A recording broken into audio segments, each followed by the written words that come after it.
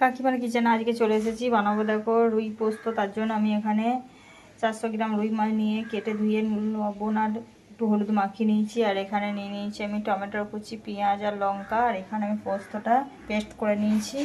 এখন কড়াইয়ে তেল দিয়েছি, তেল গরম হয়ে গেছে। আমি একে একে মাছগুলো ছেড়ে দেব।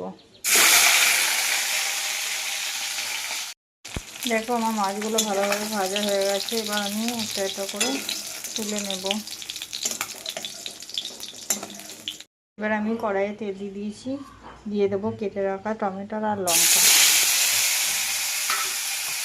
একটু ভালোভাবে আমি ভেজে নেব। এখানে দিয়ে দিলাম আমি লবণ। মাছে যেহেতু লবণ দিয়েছি তার জন্য আমি লবণের পরিমাণটা একটু কমই দেবো। ভালোভাবে আমি ভেজে নেব।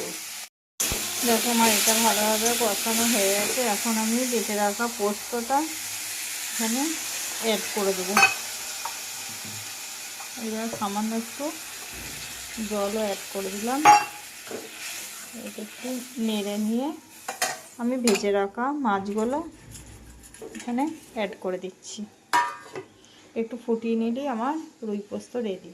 দেখো বন্ধুরা, আমার গরম গরম রুই পোস্ত পুরো রেডি। এভাবে বানিয়ে তোমরা খেয়ে দেখো, খুব ভালো লাগবে। আর রুই পোস্ত কে না খেতে ভালোবাসে, ছোট বড় সবাই একরকম ভালোবাসে। ঠিক আছে বন্ধু, চলো লুকটা একবার দেখে নাও, কত সুন্দর দেখতে হয়েছে। খেতেও খুবই টেস্টি হবে। ঠিক আছে বন্ধু, যদি ভালো লেগে থাকে তাহলে চ্যানেলটা একটু সাবস্ক্রাইব করে দেবো। আর লাইক কমেন্ট শেয়ার করতে ভুলো না।